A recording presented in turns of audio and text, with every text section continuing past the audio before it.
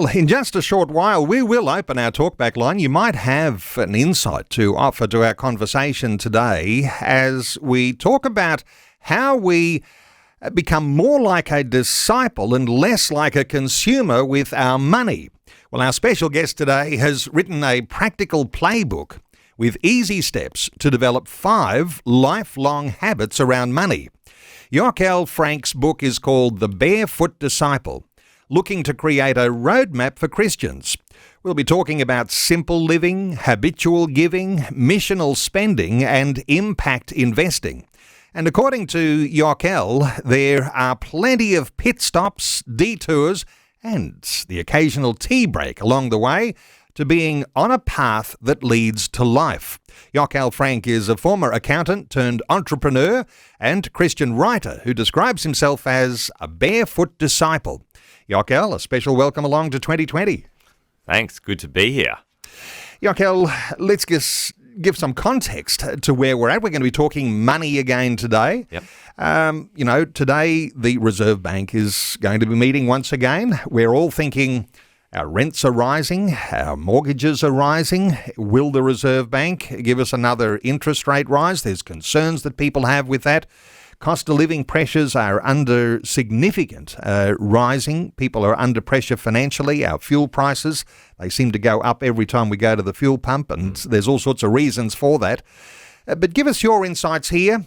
There's a big lot of things you can look at and lots of negatives that you can identify. How do these affect the believer, do you think? I mean, are they as important to focus on as other different dimensions? Yeah, I know that the cost of living increases are real for a lot of people and are really difficult. But if we're able to zoom out a little bit from the market cycles of increasing interest rates or groceries, we are still in the wealthiest generation probably ever to have lived. And so I guess if we're able to zoom out, a lot of those factors are out of our control. We can't necessarily do anything about whether or not the Reserve Bank is going to increase rates or leave them as they are. But we can do something about our own money habits if we choose to live simply, build margin into our lives, these kind of things, to try and take us away from the hard edges of some of these external economic forces that can sometimes tip us over, cause a lot of stress in our minds. So zooming out, getting a God's eye view on what's going on in the world. You're confident that He's the one who's in control, confident that He can keep His eye on the sparrow and in the lilies of the field, and in some sense here, if we're going to look to Him, then that's going to alleviate a little bit of the fear and anxiety that comes along with what you're observing in the daily headlines. Yeah, or even sometimes a developing worldview as well. Listeners that have travelled overseas and seen the different material standards of living of people over there, it can sometimes reset our baseline into what we think is wealthy and what we think is hardship, perhaps give us a different perspective. As well as we try and navigate some of these money decisions. So you can have a God's eye view of what's happening here in Australia, but zooming out just a little bit further, and you've got nations that even surround us. Yes. Some of those that we'd describe as developing nations where poverty is a real day-to-day challenge. Yes. And you've got to find yourself in a context here where you might recognise that even though things might not be going extremely well for you, you're still sort of in the upper echelons of wealthy people on the face of the earth. Yes. Yeah, I was speaking with a former missionary worker who had come back to Australia and was living on a very humble wage here. And he mentioned, that was a challenge with increased costs of living. But he said his friends in Kenya, they faced a different level. He was thinking about whether or not he buys a coffee or makes it at home. Well, they were facing the real possibility of not having to skip meals in that next week, that they didn't know where their next meal was going to come from. And that really framed his perspective of, while compared to his neighbours in the city that he was living in, he may have felt not wealthy, but compared to the brothers and sisters that he knew in Kenya, he had a totally different perspective. In a sense, what I can hear you reflecting here is that no matter where you are, you're on a faith walk. Even though you might feel as though you're a little wealthier here, if you put yourself in the context of where people might be in the developing world, we're still living by faith, need to keep a focus on what God is doing, on what his mission is, because a lot of people, even though they feel wealthy now, are still living pay packet to pay packet. Whereas people on perhaps in different parts of the world in a developing nation, maybe looking meal to meal, but there's still a sense in which this is a walk of faith, isn't it? Yeah, I think although we objectively are wealthy, perhaps compared to other people, that's not our emotional, that's not how we feel. That's not our lived reality here. And I think part of that is because we've been sucked into a consumeristic system that does everything it possibly can to make us feel inadequate and lacking and not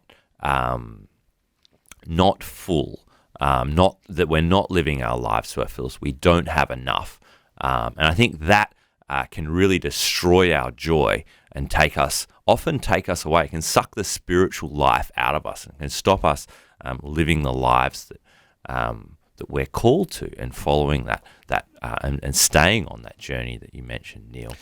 How do we make sense of the shiny new car and, the house with two cars on the driveway, maybe the bigger house than we've got right now and we're uncomfortable and we're not that happy with, or that holiday, which is the luxury high-end holiday. These sorts of things become a dream and an aspiration, and thoughts that wouldn't it be lovely to be able to do those things? Yeah. Are those things wrong, or are they something that the Christian, in particular, has a particular view about, or the way that we develop our view when we're looking at a scriptural foundation? How do you see those sorts of aspirations?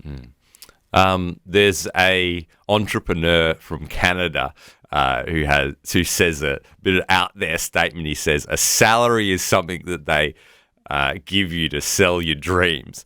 Now, I don't believe that that's true, but I do believe that consumerism is something that they give us to give up on our calling.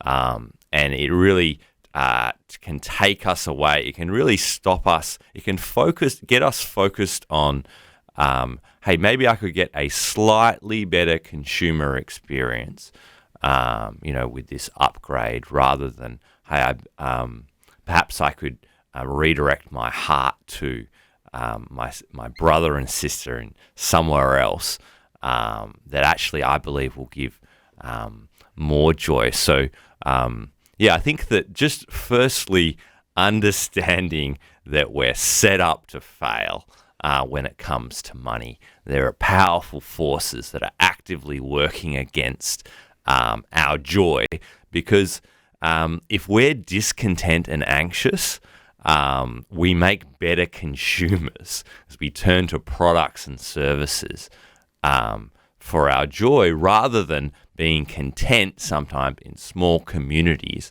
And so there are little mini money habits that anybody can do to try and push back.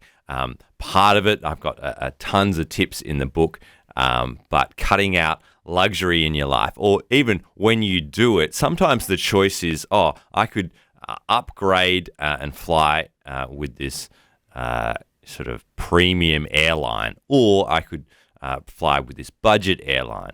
And for a lot of people, it's just a choice of slightly more comfort or slightly less comfort.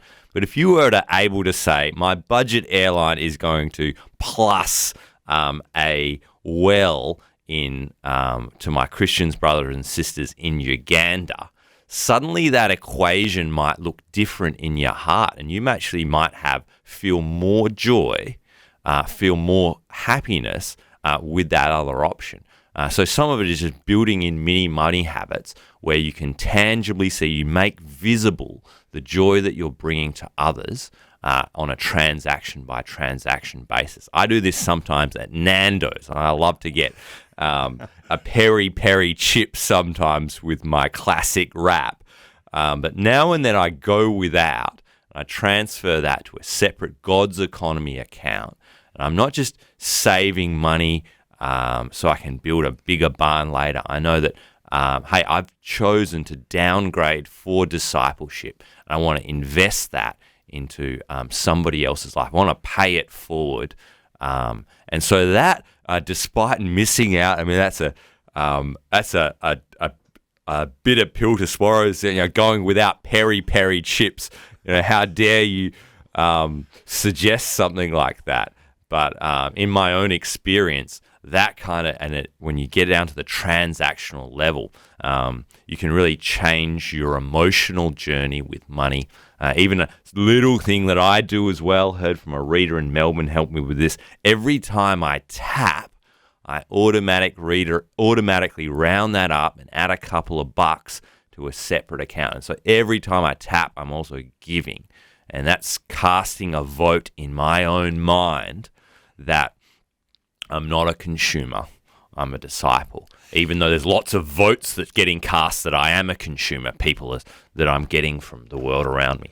And there's no one with a rod across your back to make that happen. This is a personal, your own volition, where you're actually training yourself not to be consumer-minded, but to actually look out for ways that you can set aside some funds for kingdom purpose. Now, this is interesting because let's stay with the peri-peri fries because, you know what, have you got a special account in your banking where you've got a God's account? I mean, this is God's economy specifically, Neil. Okay, this is God's economy account. Now, we're talking practical things today. So lots of people have these, if it's associated with their mortgage, an offset account or something like you might have sometimes with the bank, and you've got like 9 of these accounts. Sometimes you don't use up all of those accounts, but you could easily label one of those God's economy or kingdom account. And just a few dollars here and there begins to train you that account is important. Yeah, I think a lot of things that Jesus said in Scripture about money was to do with the attachment of money. And so we get attached to money when we don't separate it out, when it's all sort of swimming around in the same bucket, the same account. We get attached to it in our hearts. And then when it comes to giving, we're automatically feel like we're losing something. In my business, an example I've sort of used this is instead of giving a bonus, I've often said to staff members, I've given them an envelope with a $100 note in it, and I've let them have it. I've said, hey, think about how you're going to spend that. And then at the end of the training, I've said, hey, we've got this goal. I'm going to take that envelope back, but that's yours when you hit this goal. And the fact is that our hearts, once we get something in our hands, or if it's in a bank account and it's not separated, we get attached to it emotionally, and we make it hard for ourselves later to give that. So just separating that out at the source is something that I do, but also casting votes for yourself, a constant reminder, hey, I'm a disciple, not a consumer, and every time I tap on a discretionary spending item can really be a really powerful way of changing your mindset towards money. I'm a disciple, not a consumer, and that's got a biblical foundation to it, hasn't it? Even in the introduction that I read, talking about 2 pathways. One's wide and leads to destruction, another is a narrow pathway that leads to life. And sometimes we say, well, come on, hands off my money. I'm happy to do a discipleship thing, but, my money is something that it's mine. Yeah. But there's a certain sense here, isn't there, that if you're on that narrow pathway that leads to life, your money's on that pathway with you. Yeah, I think the wide road with money is consumerism. The wide road is living according to somebody else's plan for your money, and that's likely a major corporation who does not have your best interests at heart. Is not guiding you into debt decisions that are going to be life-giving. Is going to guide you into debt decisions that are going to be keep you on a treadmill for as long as they possibly can. I don't think that's when Jesus talked about threading the eye of the needle. He talks about this narrow path for us to tread, and while it may seem impossible for man, and in our current culture, it may feel like that. It's not. It may be hard, but it's not, and it's life-giving. Okay, let's talk about a theology of money. Now, that gets complicated if you think somehow or other you've got to have studied and earned a degree to talk about money. But for ordinary people who don't have a degree in theology, this is something that we can all aspire to, isn't it? How do we think on a God's eye level about money? Because I guess that's what having a theology of money would be about. What are your thoughts here? Yeah, I also don't have a degree in theology, so I'm pitched at the same level as many listeners out there. Perhaps we don't all necessarily think about the theology of money that we have, but we all have a money personality. We all, in practice, are living out a set of habits and practices that people could look at and they could back calculate some kind of theology for money. And something that Jesus said that I like, he said, where your treasure is, there your heart will be also. And I've thought that is descriptive of lots of things. Where your treasure is, if you've got a nice car, you may park in different places because you don't want to get a scratch, or you may be open or not open to lending that car out to certain people because of, you may eat different things or not eat different things because you treasure that car. So it's descriptive, but it's also prescriptive in the way that I say to a lot of people, tell me where your treasure is. Tell me where your money is in 5 or 10 years' time, and I'll tell you where your heart will go. And so there's a drag-along effect with our money, where our money goes, our attention flows, says Scott Pape. I think he almost paraphrased Jesus on that. So, but how do you live that out practically? Well, I've, I guess, thought through 10 steps to do that, and they go, a path of firstly simple living, stripping back, living on less, freeing up margin in your life, and then secondly, to start giving habitually, to go from a consumer to a minimalist through simple living. That's a good start, but you're not necessarily a Christian, you're not necessarily a disciple. Starting to give habitually, not sporadically or emotionally, but by habit is a very powerful way to start breaking the grip of greed on your heart. And then you can kind of progress. Once you've stripped back, you might think, well, should I buy the 7-Eleven coffee because it's cheap, or should I go to a cafe run by a couple at my church, where that might be missional spending? You might be transferring your liquid influence, i.e. your money, to their organization where they then steward. They might create a multiplier effect with that, which might be better than just buying cheap stuff and giving.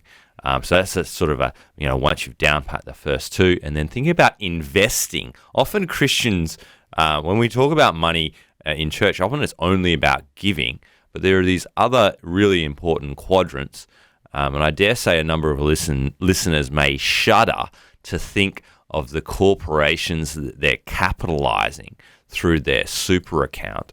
And we, Christians in Australia, we simultaneously, many churches lack capital, but then there are many Christians that are capitalizing other corporations. So there's a really interesting conversation to be had about investing, your investing life, as well in these different quadrants. So I think it's not one thing. It's not just about giving.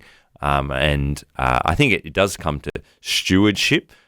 Is one of the major things, and that flows into a lot of things. Simple living comes out of the fact that I'm not an owner. This doesn't belong to me.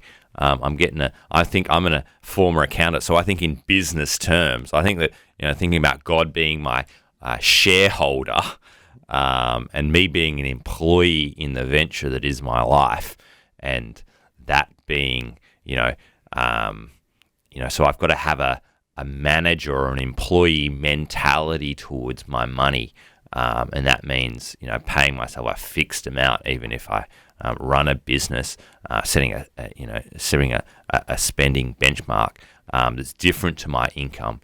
So there's a bunch of things that flow out of that theology, money. I like to say manager more than steward, because steward sometimes we don't use a whole lot in our current language out there, but it does take a lot of thinking to get your mind around biblical stewardship, but lots of us might understand manager in a bit more of our cultural context. Hey, let me just come back to this thought of multiplying what you actually use in mission by supporting those people who perhaps are in business in your local church. The thought that you might go and buy a coffee at someone in your a coffee shop run by someone in your local church, because you might be confident that they themselves have their own stewardship, manager of their own finances, and they're honouring God, and then on spending in such a way that honours God as well. So there's a certain sense in which those extra few dollars, rather than buying the dollar coffee, spending the $5, $6 on the coffee, that actually might be helping to increase the impact of the kingdom, because you're actually being a blessing in the life of other believers. Yes. Yeah, I absolutely believe in that multiplier effect. How I do this practically is often if I'm looking for a supplier, maybe a trade, maybe need a plumber. I like going on Christian business directory run by my local, the Christian radio station, my local, in my city, and looking up there first, and checking out, hey, is there a brother or sister that I can support through this business? Doesn't mean they're going to be perfect. Doesn't mean you're not going to have hard conversations with them, potentially about quality or service. But I want to have a bias towards building up my brothers and sisters through my money. Most people spend most of the money that they have in their lives, and you can't practically give away that much. A lot of people in their context, but you can redirect some of your spending decisions to create a multiplier effect. Is this a good thing for churches to have a bit of a local business directory? I mean, sometimes people like to exploit that, and it becomes an issue. I'm aware of that in church life, but it is very good, isn't it? If you've got people who are in your local church, if you can support their business, particularly if they have an ongoing missional flow of the money that they're spending. I think it's awesome. I think, look, all mission is messy.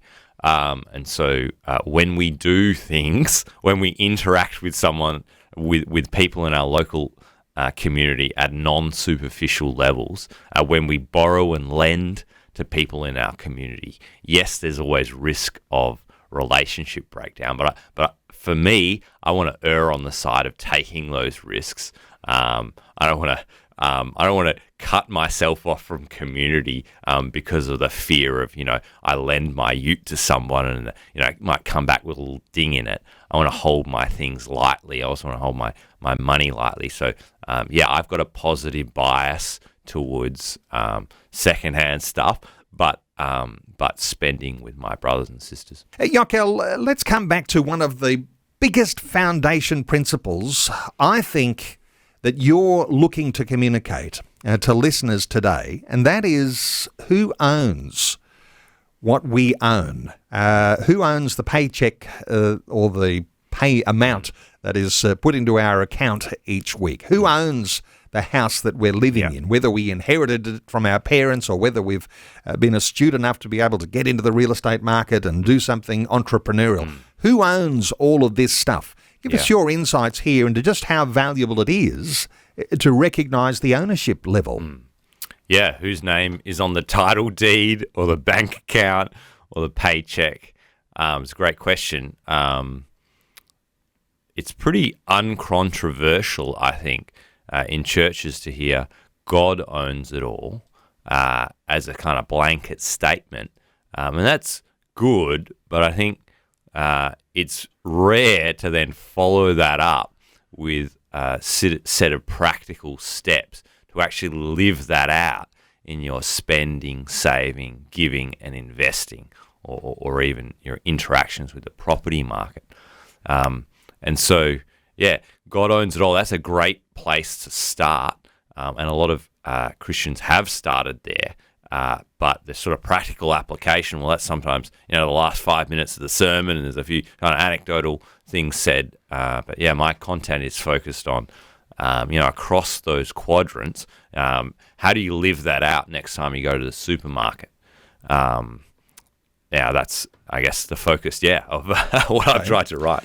So most of us might be, and if not continuously, we'll often just drift back into what we might call the consumer camp, not necessarily the disciple camp. And this is not necessarily this is not something that you're just either on one side or the other. People will be drifting between the two, wouldn't they? All of us, I think. All of us are drifting between the two. Yeah, yes. and what kind of safeguard can we set to find out when we've drifted? Because if we don't set any kind of objective benchmark, it's unlikely that we'll even know, and it's unlikely, given our culture of not talking about money a whole lot, that anybody else will tell us. So one of the things I talk about in my book is, if God owns it all, how about we pay ourselves like an employee or a manager in God's enterprise in our lives, and that can be setting an objective benchmark for how much that we're going to live on, and that kind of can cut across a lot of different subjective opinions about what we should or shouldn't do. It's obviously different for people in different life circumstances, but that's something that can really help us, an objective benchmark. And then secondly, so I talk about for young people who don't have dependents, setting an objective benchmark of living on minimum wage. I call it live on min, as a really good way to try and have a consumer detox if you've been living above that for a period of time. And the second thing I talk about is setting a spiritual accountant. A lot of us do this alone. And a spiritual accountant is something that you can meet up with and show your transaction history and show how much you spend in different buckets. That can be really helpful. How do we do a self-evaluation? Sometimes we do this, talking about different subjects and things, but is there some way you can do a self-evaluation, even as we're sitting here talking? Because everyone might have in mind what their pay packet looks like.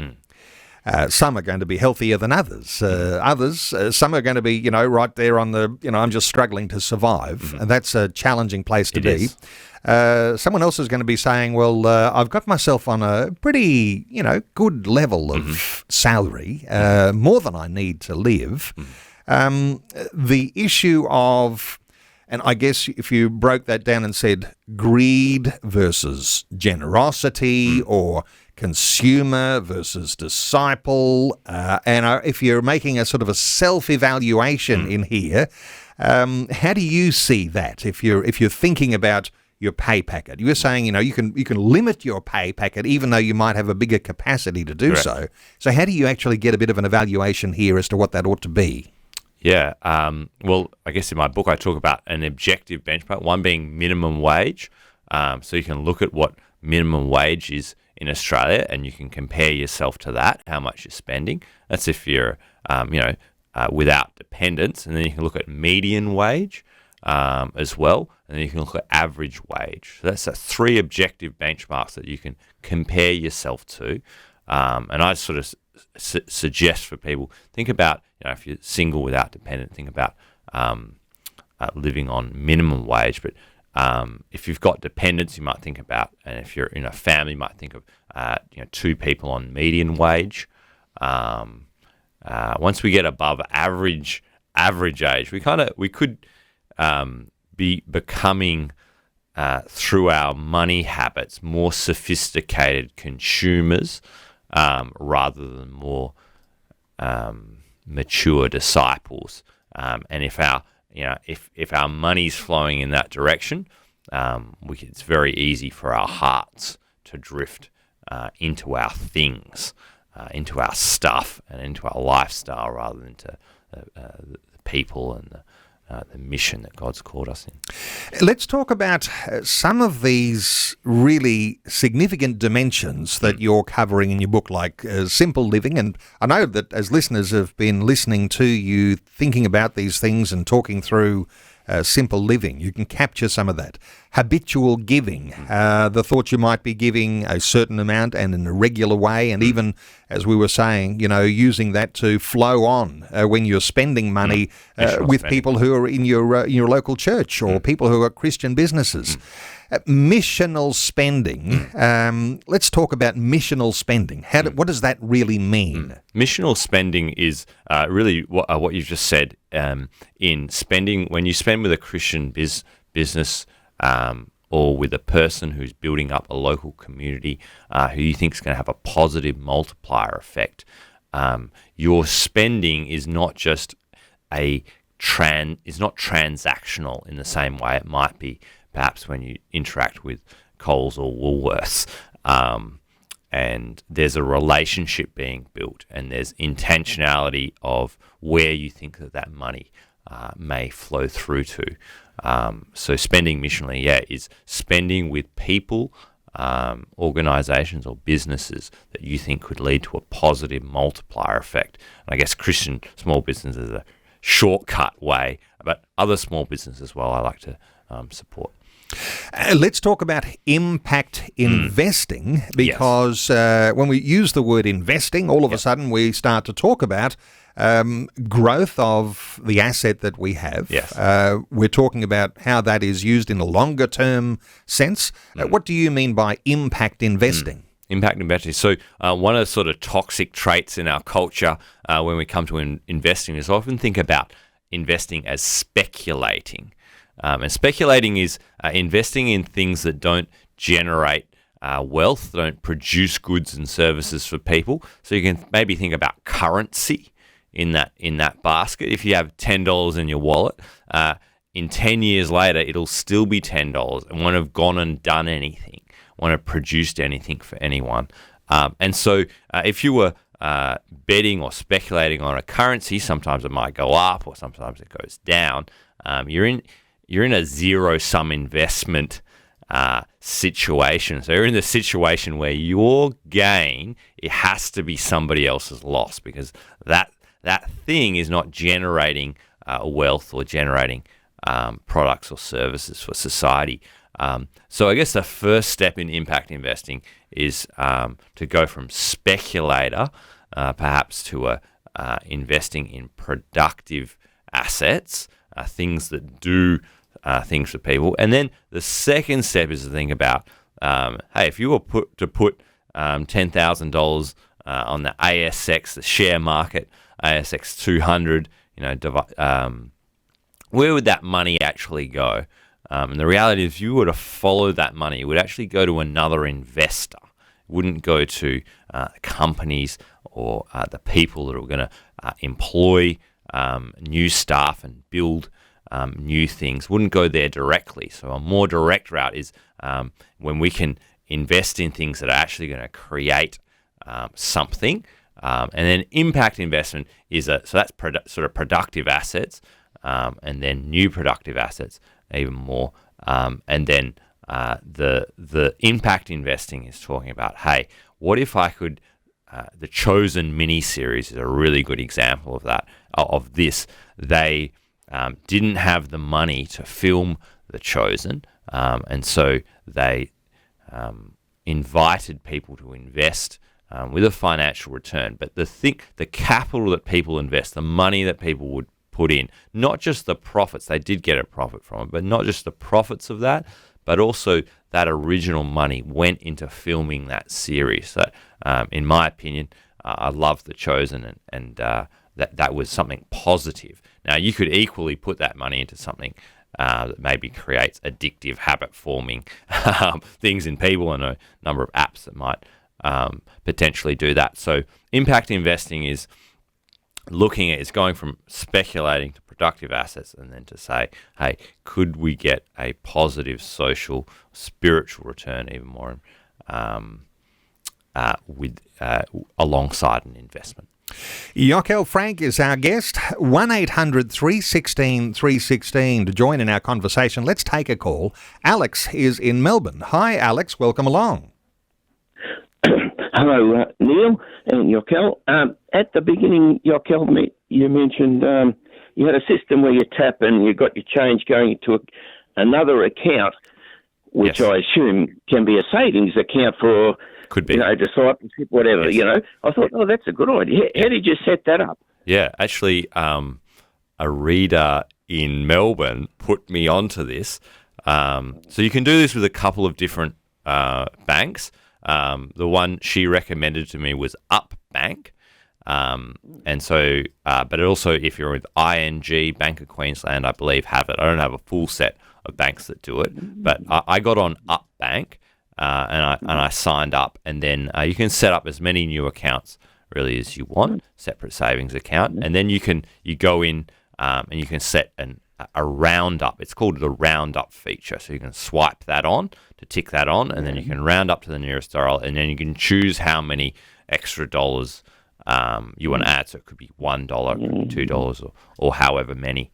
But yeah, that psychology of every time that you tap, using that for discretionary spending, casting a vote to your new money personality, or your disciple money personality, I found is really psychologically significant. Alex, anything further to add there?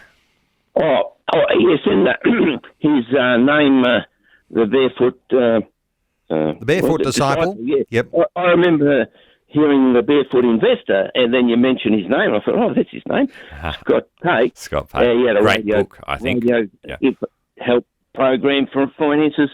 I thought, he might be a Christian, because he was really good. I liked the way he approached everything. Is he a Christian? I don't know Scott personally. I've read the book. I found it helpful, and it actually inspired me to write this, because I thought he just communicates in a simple, practical way for ordinary people, sort of kitchen table, personal finance. So I don't know Scott's faith, but I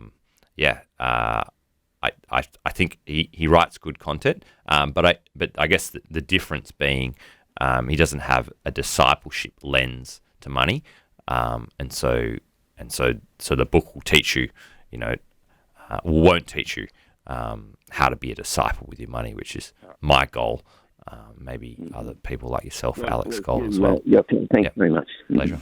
Alex, thank you so much for your call. Our talkback line open 1-800-316-316, 1-800-316-316. And interesting when you're talking about practical things, doing that roundup feature, if your bank does that. If your bank doesn't do that, you can make a personal decision, okay? And I guess this is easy to do if you're sitting there, say, with your spouse, and you're saying, well, this is, going to cost us $25 having a coffee and a cake. What if we put that $5 extra towards something else, and at the end of the day you can actually make a transfer, or at the end of a week, or at the end of a month? This is the sort of thing you can do whether you've got the automatic capacity to do that or not. Yeah, you could. I've found that my mind is cluttered and I've got lots of things to think about. So when I put this on autopilot, it really helped me. But absolutely, everybody's got different ways of doing it. Some people use cash instead. But hopefully, I think that more importantly, even in that transaction, you might think of ways that because you're going to give $2 away, and you might think of ways to spend $2 less to stay within your budget. And so when I encourage, when people start on even that mini money habit, it's good to start. I encourage people first 7 days. Don't change anything you do. Keep going, and just if you're going to factor that $2 in, just slightly downgrade. Go from the medium to the small, and then set that aside. So you start with these small but significant changes.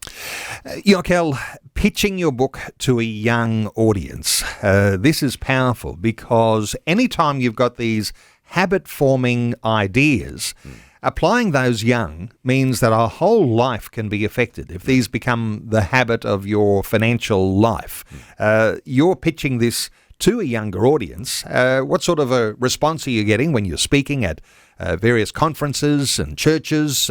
What sort of response are you getting? Yeah, I've been super encouraged. Firstly, by the amount of interest that people have in church to talk about money in a practical way.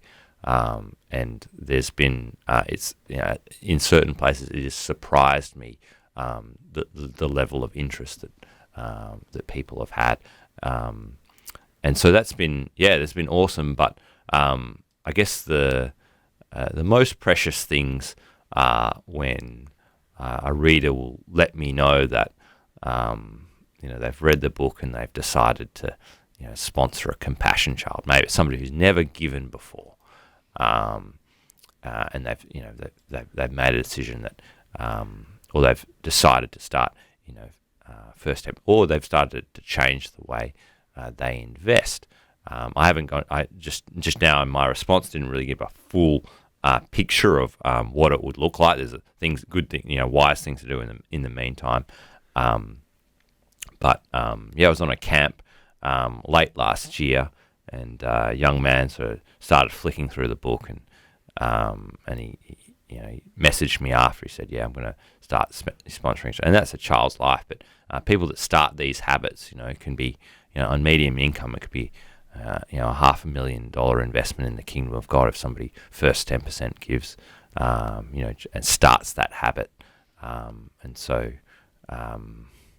there's that's a privilege really to. Forming these habits is incredibly important, not only for the young, but also for the middle years and also for the older ones. Interesting, Jesus asked, if you're untrustworthy with worldly wealth, who'll trust you with true riches of heaven? There is a sense here, if you're going to be a disciple, there is actually reward to discipleship. First of all, the true riches of heaven, which you can interpret in all sorts of different ways, but God's entrusting us with those true riches. But if you can't be trustworthy with the money side of things, then God is saying, how is it easy to trust you with the true riches? There's something that is rewarding in being a good disciple with money. Yeah, even Jesus' words, faithful in little, faithful in much, and after parable of the talents, you can see, I see that with like a habit language lens. I started a small habit, with my money. That might be saving. That might be, putting aside, $100 a month in investing, even, and that over time, when you stick to that strategy, you have these disproportionate effects later on, and it becomes much, but you have the habits to handle that. The idea that, at some point that you're going to change, what you were doing. You're going to you came into money and then you're going to be generous. I think, it usually doesn't happen. We usually continue doing what we're in the habit of already doing. And so, these little habits when you're young, but really at any age, can, change of environment, change of mindset. People can start with other people in the community. I think probably without the community, it's really difficult, but together. So even when you are going through some tough times, things are tight. Yep. Your habit-forming strategy actually is best, I guess, to start in those tough times. Yep. And then as times get better, and you might go through all sorts of cycles in your life, going up and down financially. But if you start those habits even in tough times, they'll stay with you even in good times. And that money that you are then sacrificially giving will flow missionally, and God is able to use that in an enormous way for the extension and for the growth and for the flourishing of His kingdom. Yep. And we hope that in all of that, we will also continue to flourish financially. And of course, that's not always a guarantee, but it's a principle, isn't it? That, as we give, God is looking out for our own backs. Yeah, I think the Proverbs speak a lot of these, in general, wisdom happening that when we live below our means, and when we live simply, when we give habitually, when we're not chasing the next thing in our minds, when we're not at the dinner table, we're eating mains, but we're already we're not content. We're thinking about dessert, before it's come.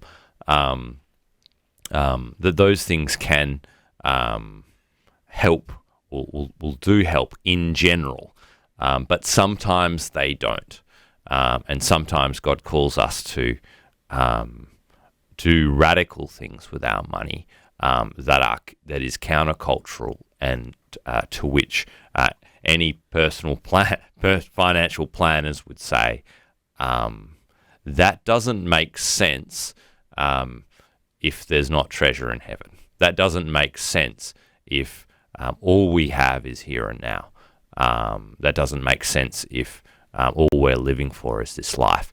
And so there will be those deviations, I think, from the mean for people living on a disciple lifestyle that most of the time, yes, I think the Bible will help us financially. Sometimes we detour from that path from when we're called to.